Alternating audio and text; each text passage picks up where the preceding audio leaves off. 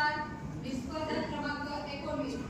सूर्यासारखे तळपुडी जावे क्षितिजावरून जाताना, सूर्यासारखे तळपुडी जावे क्षितिजावरून जाताना, दगडालाही पाझर फुटावा माझ्या मातृभाषेचा गुणगान गाताना, दगडालाही पाझर फुटावा माझ्या मातृभाषेचा गुणगान गाताना.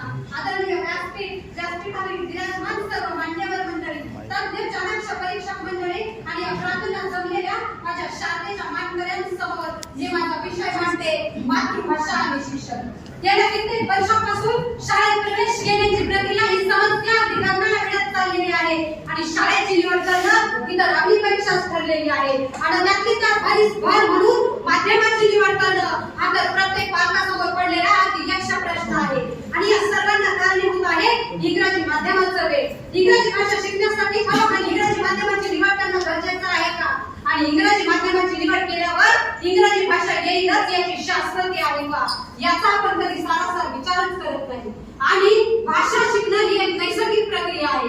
ज्यावेळी आपल्या घरात लहान मूल जन्माला येतं त्यावेळी ते त्याच्या आई वडिलांची भाषा शिकतं. ज्यावेळी ते थोडं मोठं होतं त्यावेळी ते आजूबाजूच्या परिसरातील लोकांची भाषा शिकतं आणि यातून त्याची शब्द संपत्ती वाढते. त्याची जिज्ञासू वृत्ती, चिकित्सक वृत्ती, निरीक्षण क्षमता, आचरण शक्ती इत्यादींचा विकास होतो आणि त्याची भाषा अधिक प्रगल्भ होण्यास मदत होते. आणि ज्यावेळी ते मूल शाळेत जाते की मुलांना दिलं जाणारं प्राथमिक आणि माध्यमिक शिक्षण हे मातृभाषेतूनच असावं. आणि युनेस्कोच्या अहवालानुसार मातृभाषेतून शिकणाऱ्या मुलांची आकलन शक्ती ही परकीय भाषेतून शिकणाऱ्या मुलांच्या आकलन शक्तीपेक्षा अधिक असते. आणि या गोष्टीचा मी प्रत्यक्ष अनुभव घेते. कारण माझा मुलगा शंभू यावर्षी पहिलीत आहे. मी त्याला माझ्या जिल्हा परिषद शाळेमध्ये टाकले व तो मराठी तर चांगल्या प्रकारे लिहितो वाचतोच, पण इंग्रजीचे छोटे छोटे शब्द वाचतो, वाक्य वाचतो, ते लिहिण्याचा प्रयत्न करतो, इंग्रजी शब्दांचे स्पेलिंग तयार करतो. मग इंग्रजी माध्यमाचा अट्टहास का? कारण मातृभाषेतून शिकवणाऱ्या माझ्या शाळा सुद्धा फार महान आहेत. मग कशा आहेत माझ्या शाळा? तर शाळा असावी शाळेसारखी, नको नुसत्या भिंती, तिथे असावा प्रेम जिव्हाळा, नको नुसती नाती. त्या शब्दांना अर्थ असावा, नको नुसती वाणी, सूर जुळावे परस्परांचे, नको नुसती गाणी. त्या अर्थाला अर्थ असावा, नको नुसती नाणी, अश्रुतून प्रीत धरावी, नको नुसते पाणी.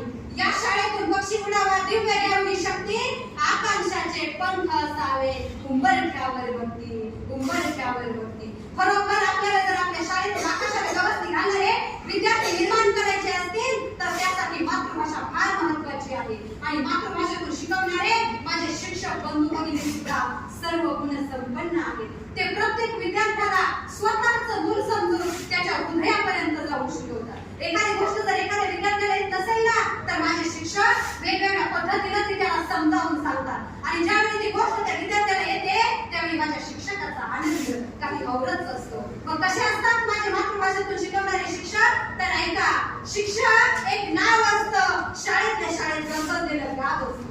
सर्वात असतात तेव्हा जाणवत नाही आणि नसले शाळेत तरी नाही म्हणवत नाही. जत्रा बांधते पाल उठतात, कोणत्या जमिनीत उभारे लागतात, शिक्षक मनामनात ठेवून जातात. असं काही शिक्षकांचं विद्यार्थ्यांना मिळावं तसं जात देत नाही. शिक्षक खरंच काय असतात? या लेकरांची माय असतात, गुणावांचे साय असतात. आणि शिक्षकांनी दिलेलं ज्ञान असतं जन्माची शिदोरी, जे सरतही नाही आणि उन्नतही नाही. असे असतात माझ्या मातृभाषेतून शिकवणारे शिक्षक. आमचा इंग्रजी भाषेला विरोध अजिबात नाही, इंग्रजी माध्यमाचा तिरस्कारही नाही आणि इंग्रजी संस्कृतीचा अवमानही नाही आणि आपल्या संस्कृतीचा दुराभिमानही नाही.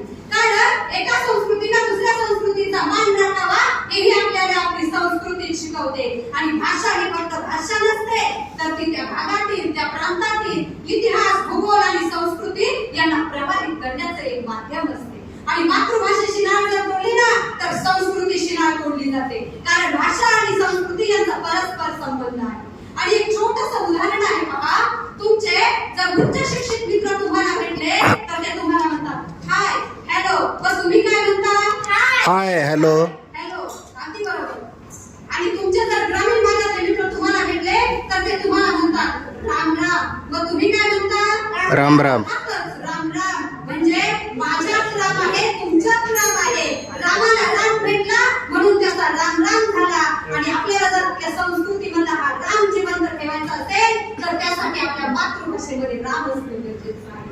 आणि आपली भारतीय संस्कृती फार महान आहे. आपल्या संस्कृतीनं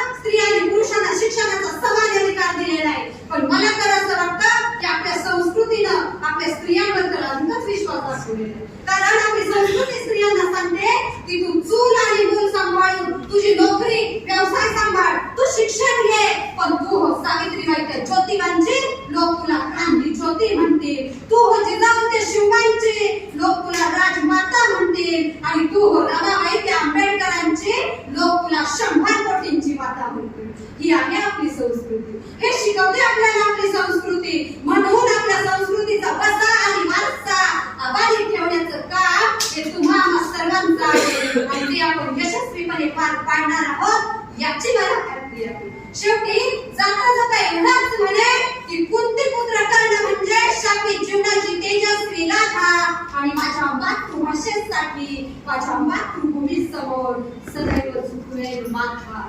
रात्रणीच्या सुगंधाने प्रफुल्लित होते संध्या आणि दिनकराच्या आगमनाने उत्तेजित होते उषा.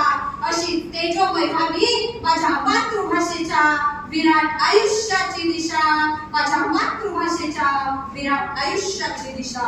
एवढं बोलून मी इथेच थांबते. धन्यवाद. जय हिंद.